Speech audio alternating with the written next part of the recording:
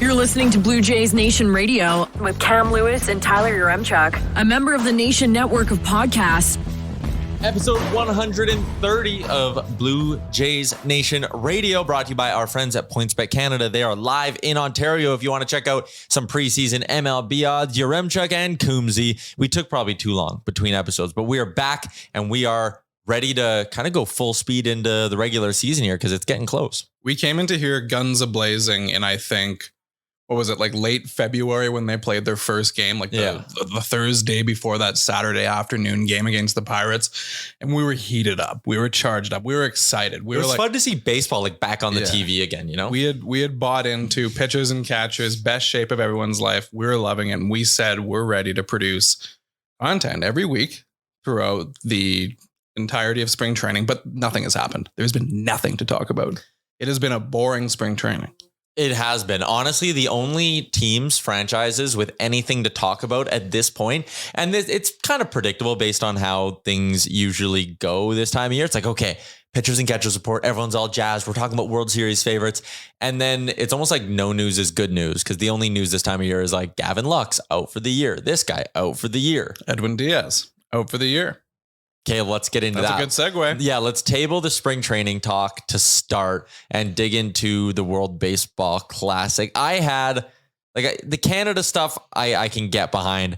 Other than that, though, I like that it's meaningful baseball, but I just have a hard time getting like invested in it. And I get the sense I'm generally not alone either. Have you been into the World Baseball Classic? I have, actually. I remember we talked about this in the last episode, and both of us were very apathetic towards the tournament. We were both kind of just like, I don't pay attention to this. I don't really remember what the outcomes of this ever are. I remember I joked that like the only thing I really remember about this tournament ever was Dalton Pompey getting hurt in 2017. Yeah. Of course, aside from the Team Canada win back in 2006. But this year, I don't know. It was just spring training's been kind of dull, which I think is a good thing. Like the Blue Jays haven't had anything fucked up going on, which is positive. But so that's kind of like lended me to pay attention to the World Baseball Classic more. And honestly, it's been a blast. It's been cool to watch competitive baseball in March. Like we thought the idea would have made sense having this in the fall, like the World Hockey Championship, like at the end of the season for the non-playoff guys. But it's a good time watching games that seem to matter a lot. Like it's the World Series for some guys in March. It kind of gets you pumped up for the season a bit more than watching, because we're into the slog of spring training now. Yep. Like we're into it. Truly doesn't look like the players want to be there. Everybody wants to just be somewhere else. We're into that part of spring training. So it's been fun watching. Canada had an interesting tournament. There was a lot of other stuff going on. It was fun. Yeah, I mean, they dropped that last one to Mexico, but they went 2-2 in the group stage. They spanked Great Britain, got spanked by USA, but the highlight would be the win over Colombia for them, which was really cool. Otto Lopez, so like Jays fans and Canada baseball fans, although largely the same, that Otto Lopez dinger was like a sick moment. I mean, I think it was a good tournament, right? Yeah, it was. And I mean, there's all the other teams too. Like you look at out of the groups with like Japan and teams like that, Cuba, Puerto Rico, the guys pulling off that huge upset over the Dominican Republic. Yeah. It's super exciting. And I mean, I don't know, like you can say that it doesn't mean anything, but does anything mean anything? Exactly. Like what does mean anything? A regular season Major League Baseball game when there's 162 games per team? Like, how do you define meaning, I guess? I mean, I don't know. There are players who look like they are really getting into it and really buying in. And I think that's kind of all that matters. And that allows, like, again, when I watched the Canada guys going nuts and beating Colombia, I was like, oh, damn. All right. Like, I kind of want to root for this now. And it gets a little bit more excitement behind it. So a big part of it is player buy-in as well, which you're actually getting in this tournament, which is great. I was worried off the jump there would just be too many guys saying this is just different spring training. I don't actually give a shit. But there was guys who bought in. Yeah. And there was an interview that someone, I just saw it on Reddit, that someone had spoken to players on the Dominican Republic team and asked, what's more important to you? What would you rather win? A World Series or the World Baseball Classic representing your country? And a handful of the guys said they would rather win the World Baseball Classic. And I mean, I don't think it's that insane to say, like, if you interviewed a lot of hockey players, they're going to give you that hockey player answer where they say they'd love to win gold at the Olympics. And now that we haven't had, like, when was the last true best on best international hockey that we've had? Like 2014. It was 2014 Sochi, right? Because I mean, unless you consider the 2016 World Cup best on best, but that tournament was kind of a gimmick. Yeah. Because of Team Europe and the millennial team, the U21 team, whatever the fuck it was. Yeah. So it wasn't really true. Like we haven't had that in hockey for like 8 years and it's been so clearly lacking. So I do give credit to baseball for trying to get something and get it going. And I saw you had written down on the sheet, the like Olbermann's comments and all that. And like, again, even if you're not the biggest supporter of it, even if you're not sitting down every day / night watching this tournament, checking out the scores, you can also like, there's always the option to just not shit on something. You can just be like, not for me, but people like it. So that's cool. I just think it's so stupid how like some talking heads love going out of their way to be like, this is dumb. And I want to tell you why this is dumb. Yeah, so the quote in question we're talking about, and for context, because we didn't really necessarily explain what was going on, but during, so there was an upset. Puerto Rico pulled off a win over the Dominican Republic. I think most people probably thought the Dominican were going to win this tournament. They don't advance out of the group stage. Puerto Rico does. And then during that celebration, closer Edwin Diaz gets hurt. And now word comes out today that he's going to miss the entirety of the season. So the Mets, who paid $104 million for that guy this offseason. Yeah. They paid $104 million to keep him around and be the best closer. Mets are supposed to be, you know, the team with their $500 million payroll. And now they don't have their closer for the year. And that's not an easy guy to replace. But now, like you said, a lot of the talking heads are coming out and saying the World Baseball Classic should not be a thing. So Keith Olbermann had a quote on Twitter. He says, the WBC is a meaningless exhibition series designed to get you to buy another uniform. To hell with the real season, split up teammates based on where their grandmothers got laid.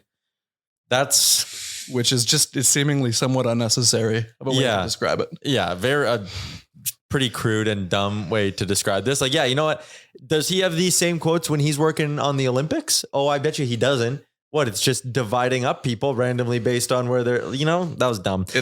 It's a shitty comment too when you look at the contexts of a lot of different players and them. Like, you know, I get the joke that you can make for Team Italy, everybody with an Italian sounding last name, regardless of whether their lineage tracks back, can play for Team Italy. Yeah, it's kind of a joke, but I don't think the guys in the Dominican Republic are like, oh, you know, I grew up here and I was raised here. I'm from this country. Aren't just like, oh yeah, my grandmother had sex here. And then you think of a guy like Freddie Freeman who was playing for Canada.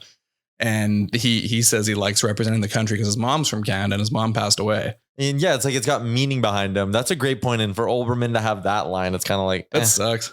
Yeah, that was a shitty take. But back to the baseball effects of this thing. Like, yeah, I'm sure. Like, let's put ourselves in the shoes of Mets fans. Can you imagine if Jordan Romano did pitch for Team Italy and that happened to him? We'd be furious. Or if Vladdy's knee injury happened while he was playing for the Dominican, we would probably be pretty pissed off. And like, I can understand Mets fans being upset, but at the same time, it's not like he blew out his arm throwing a pitch. It was a total fluke. That could have happened while he was horsing around at spring training, you know, like hindsight's 2020, but the fact that it was a non-contact injury that was a result of him jumping up and down is kind of like, I don't know. That injury to me isn't a reason to shit on the WBC. No, because if that's the logic, then just don't have spring training altogether. Like keep everybody bubble wrapped, just do batting cages work, you know, have guys throw side sessions, bullpen situations. Like we already talked about Gavin Lux earlier in the podcast. He's out for this season because he injured himself running the bases in a spring training game. Like there's all like Aaron Sanchez, man, had his career pretty much derailed because of all that issue he had with blisters and fingernails. And that one time he picked up his luggage and got his fingers stuck in the zipper.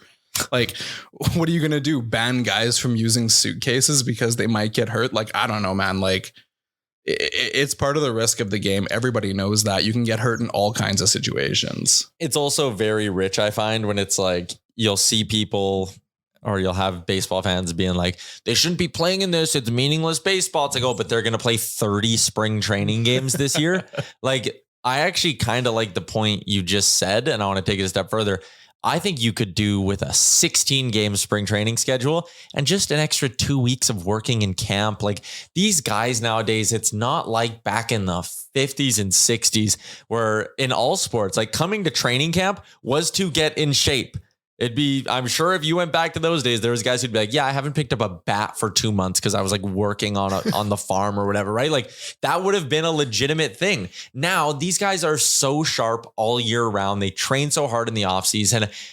If anything, spring training is the useless waste of time where guys are just going to get hurt. Have your pitchers on some sort of a arguably better rotation, throwing their side sessions, do a short 2-week spring training where, the team's playing every day. Your regulars are in every second day, all that, but they don't need all of this time you're giving them. I think it's ridiculous. Yeah, I think it might also help for the hype of the season if you have fewer spring training games and it kind of, gets more of an exciting lead right into the season. But also that being said, if they did take this away, we'd really miss it in like late February. You got to think back to us 2 or 3 weeks ago and how excited we were when we saw like the Dunedin's on the broadcast. And like at that point, like you're so burnt out from hibernating the winter, just like the hell. But if you push that back 15 days, I think we'd get just as excited. But I'd be so mad sitting there looking at my calendar and it being like February 27th. Oh, last year I was able to like watch a game on TV and this year I have to wait 2 weeks. Yeah, I'd be livid. That'd suck. You had some interesting numbers on just wrapping up is the World Baseball Classic meaningless, which I think we've come to the conclusion between ourselves that it is not quite meaningless. And if that's meaningless, life's meaningless. Everything's meaningless. Yeah. Why does what's the context, right? Anything? Who cares? Yeah. What does it matter? But Japan and Korea, that game was insane. Yeah, that's wild. Apparently, and I mean, this is so to be fair to what's going on here, I found this on Reddit Baseball and it says, it links to a Yahoo article in Japan, news.yahoo.japan. And it says 41.9% of people in Japan watched their game against China in the World Baseball Classic. That's insane. Which is, absolutely wild. And then there was also another note that somebody pointed out, which is that Japan versus Korea, another group stage game, had more viewership than any World Series game ever, any individual World Series game. Shit. So that's the reality is that Major League Baseball kind of monopolizes baseball in a way. We say that the Major League Baseball games are what matter the most, but that's a very North American centric way of looking at things. There's people in Latin America and people in Asia who care significantly more. It's just the same thing with hockey. The Swedes and the Finns and the Czechs, they love that.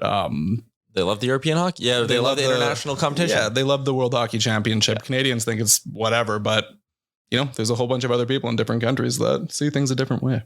Yeah, totally. When are the finals for that again? Because they're, like you said, they're now out of the group stage. So the World Baseball Classic finals, the quarterfinals are this weekend. So it'll work down its way to the finals after that. So it'll be cool. I mean, I think everyone kind of has the target on the back of the Americans right now, especially with the Dominican out, and it'll probably be a little bit of Team USA versus the world kind of thing. Is that where you're at? You're just cheering against the US, or do you have a team you'd like to see win? I think I'm just probably rooting against the US. Give me a big upset. Give me like a crazy team that shouldn't be in the finals, making it to the finals. The other thing from a Jays perspective with the Dominican being out is that Vladdy will not be going now, because he was, I think, planning if they would have made the next round. Yeah, that whole thing was kind of, this was an interesting situation that now will not become of anything. This looked a couple weeks ago like it could have been kind of an interesting story, because Vladdy, as we know, what did he? It was a knee tightness. He was running the bases in a spring training game, because you can get injured in spring training games. Exactly. And he comes up and he hurts his knee, leaves the game, and it's precautionary. And then of course immediately the team's basically like, all right, you got to pull the World Baseball Classic. So he does. He comes out and announces that he's not playing. He said, my teammates were all supportive of the decision. You got a big season coming up.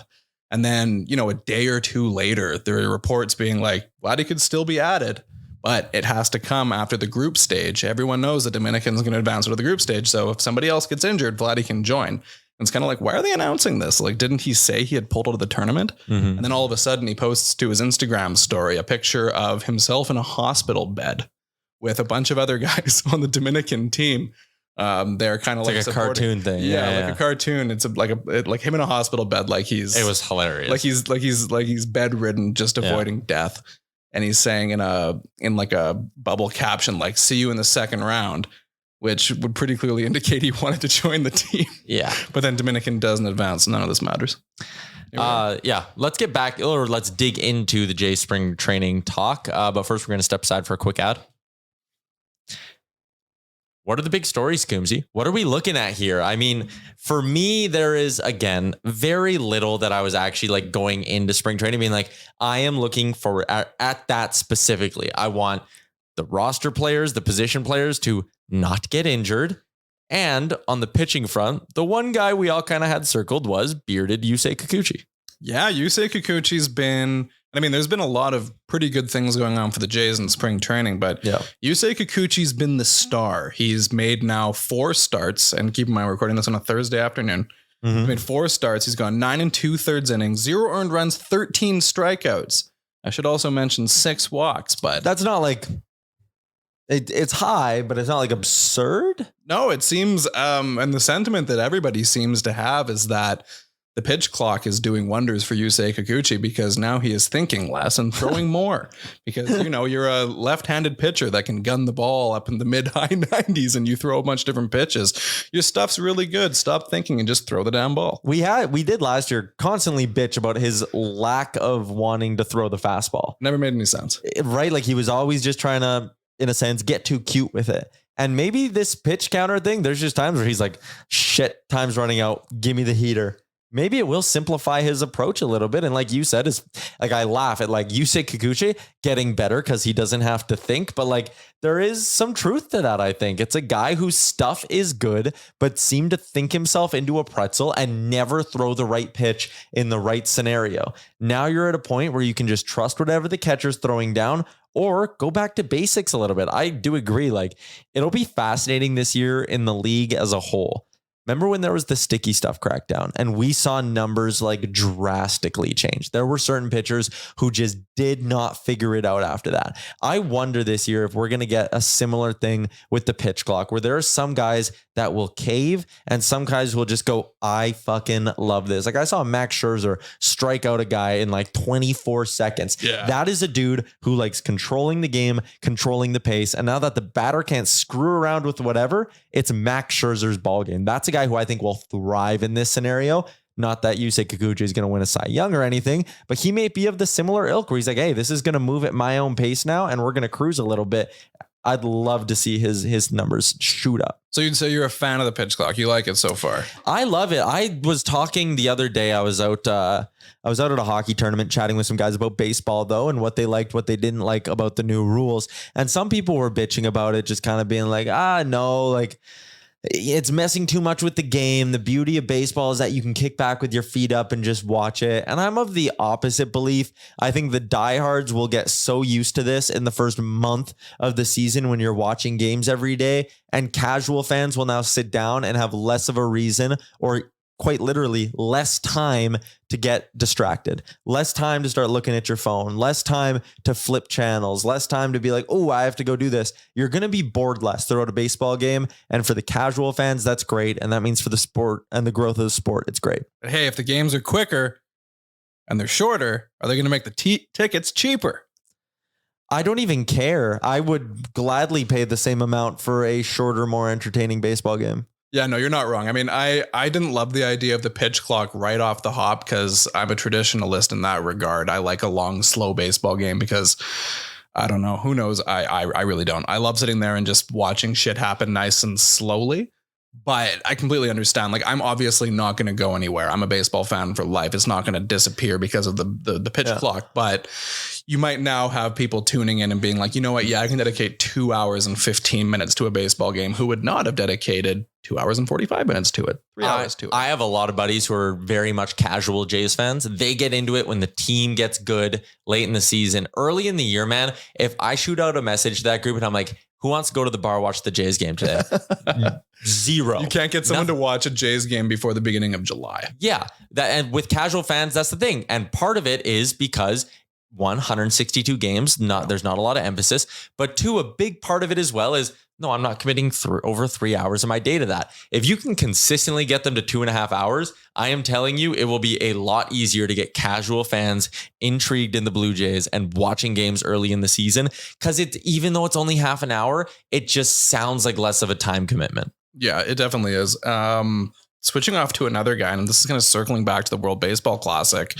Jose Barrios got absolutely pumped in his start. Really? That's not like him. That's it was a very high energy game, very emotional. He comes out in the first inning and allows, 5 runs. His final line in that game, he was pitching for Puerto Rico.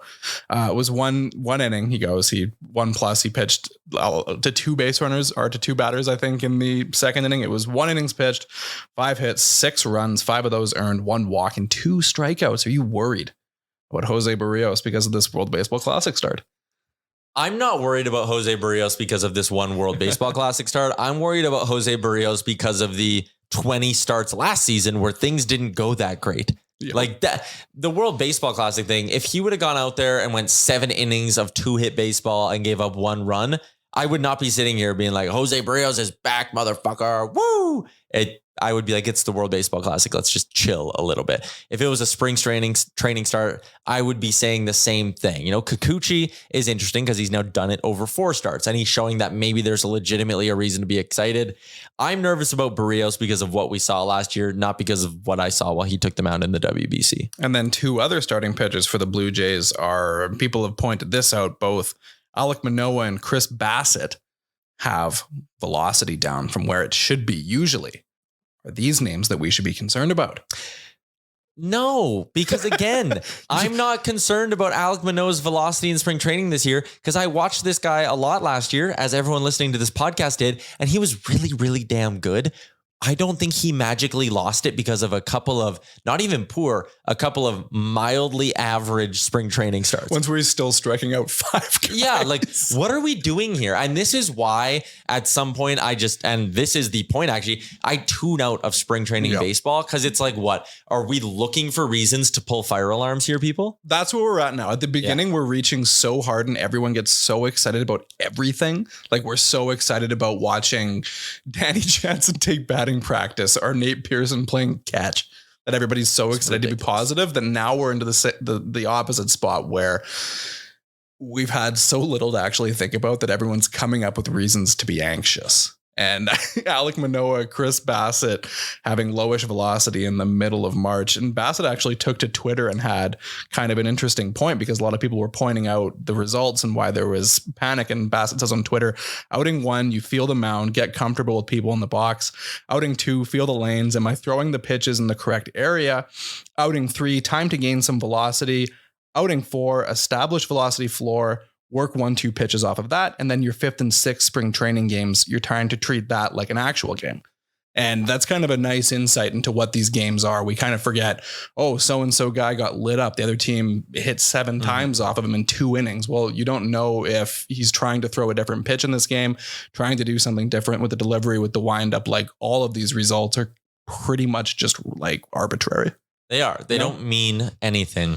Kevin Gausman, again, I'm not talking about his spring training results.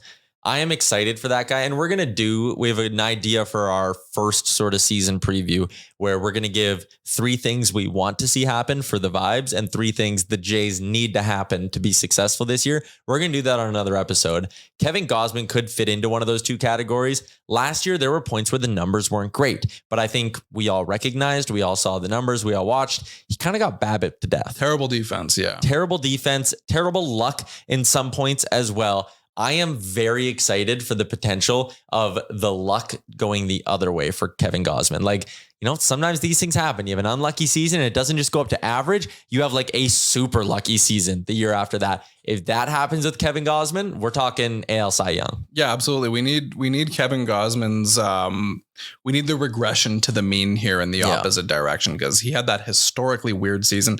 And we just got finished talking about how spring training results don't mean anything. And it's important to preface that our official stance on spring training stats around these parts is that if the stat is bad for a Blue Jays player, a player you like, it doesn't matter. But if the stat is good, like when we're talking about Yusei Kikuchi striking everybody out and looking like an ace, or Kevin Gausman, for example, he has 12 strikeouts and 3 walks so far in spring training. Fantastic.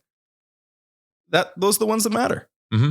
Those are the ones we care about. If it's good, we love it. If it's bad, it's just random. Don't matter. That's where we're at. That's the approach. I talked about how for the position players, I really didn't care about what was going on, but there is kind of an interesting race for one spot on the roster. It's the fourth outfielder in sort of this mix. And you could say fourth or fifth outfielder, but the Whit Merrifield, Cavan Biggio duo will probably cover your like fifth outfielder spot, right? So there is this race for who's going to be kind of the next man up. guy, I guess. Yeah, I guess the 26th guy is a good way to call it. Who's stood out for you? Because I've seen a lot of hype about Addison Barger. Yeah, there's basically three guys in this mix, and it seems like you can't really go wrong with any of them. Otto Lopez, we pointed this out earlier, was fantastic at the World Baseball Classic for Canada, coming up with clutch hits. We all know his defense is great. It's whether or not he'll be able to hit that will dictate whether he's a Major League Baseball player. Nathan Lucas, who I thought his last name was Lukes, but on the broadcast they're calling him Lucas. Okay. So, fantastic defensively. He almost weirdly looks kind of similar to Kevin Kiermaier. He honestly kind of looks like a store brand. Oh, he's also very handsome. Yeah, like that kind of thing. He looks like the no-name version of Kevin Kiermaier when he's standing out there. He's a handsome devil. Yeah, it's interesting. He plays really good defense. And then there's Addison Barger, who was killing it last year on the minors, has everybody excited because he looks like kind of like a long-term player, maybe the answer at third base in the future if Matt Chapman doesn't stick around. As we know, he's becoming a free agent at the end of this season, barring a very unexpected contract extension with the Blue Jays. Wouldn't expect that to happen at this point. But yeah, Addison Barger, I mean, you can't really go wrong with any of the three of them. I would probably lean towards Otto Lopez because he played well in the World Baseball Classic, and I'm sentimental about it now. And we like vibes. Exactly. Otto Lopez matches the vibes. Yeah, like he had that huge home run for Canada and against Colombia. So I'm into it. That's who my fourth outfielder, 26th guy is, even though he's an infielder.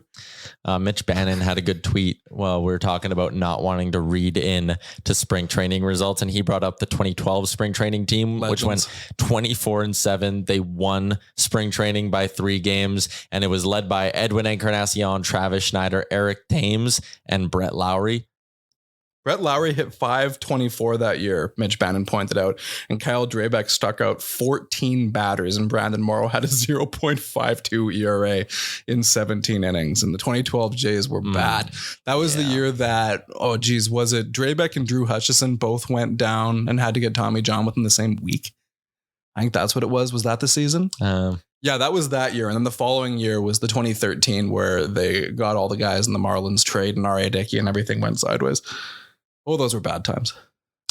Not going to be like that this time around. No.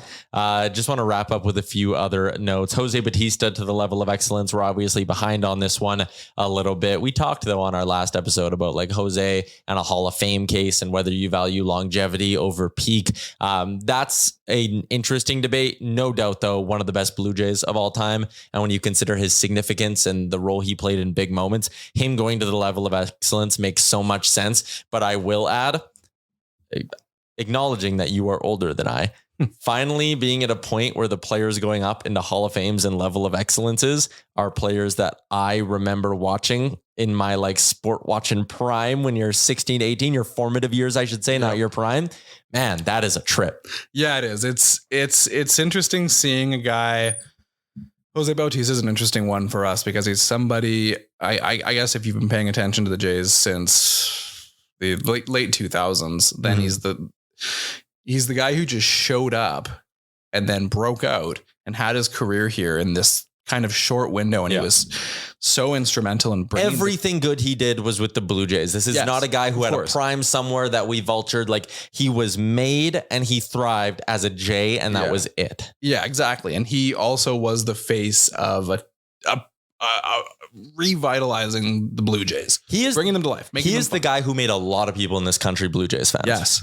Because even before the 2015 bat flip and all of that, getting the team back into the playoffs, like the 54 home run season in 2010, the first year after they had traded Roy Halladay away and things had looked so dark for the franchise. It looked so terrible to come out of nowhere and hit 54 bombs like that. Just do it with a swagger where you're, you would chirp guys around the diamond or stare down pitchers, get into shit. Just make the Blue Jays. Like when the team was doing well in 2015-16, we as a fan base kind of had this vibe where we were just so stupidly cocky, despite the fact the team had just missed the playoffs for 2 consecutive decades. And I think a lot of that energy comes from Jose Bautista. He gave not just the team on the field, he gave that group an identity, but he gave Jays fans, you're right, an identity, because we were wildly cocky about that ball club. So cocky. So what would you say is everyone's favorite Bautista moment's the bat flip. What's your other favorite Jose Bautista moment? I have a unique memory of that home run in Kansas City in the playoffs because I was at an Oilers game that night and they were putting the game on the TVs in the hallways at Rexall Place. And I remember just hanging out with some random dad. I had no clue who he was. And we were watching the TV together and he hit that bomb. And me and this guy were just going crazy in the concourse. The whole concourse was going nuts. So that one almost has like just as special of a place in my heart as the bat flip one because of the memory that comes along with it and like how vivid I remember that ball going out of the ballpark. But like an outside the playoff memory for Bautista, the Odor stuff was great, even though it was him getting punched. Like his beefs with Darren O'Day were always good too. Those are fun, yeah. That would have been it for me. It's the time when he stares down Darren O'Day and then he drills that home run. Or the one where they're playing Kansas City and Billy Butler hits a single into the outfield and Bautista guns him down from right field. It's hilarious. That's a good just memory. Unhinged. Yeah, he had a cannon, man, when he had time to get it off. Yeah. He had a good arm. Speaking of swagger, Jays are going to be getting rid of the home run jacket this year. It's going to be auctioned off for charity. Bo Bichette had a quote about it saying it's tough to put that thing on when you're losing by 6 runs or whatever. I think it's just over. I don't think it had anything to do with how good or bad we did, but I just think it's good to be consistent. And I am both ways on this. I am sad because I loved it. But I'm not going to cry because it's over. I'm going to smile because it happened. Like in the moment, I love that. But I also do recognize when you've done something like that for 2 years, I could see why the group is kind of like, Gurriel and Hernandez are gone. It feels like a different vibe around the team. Let's just get a new thing.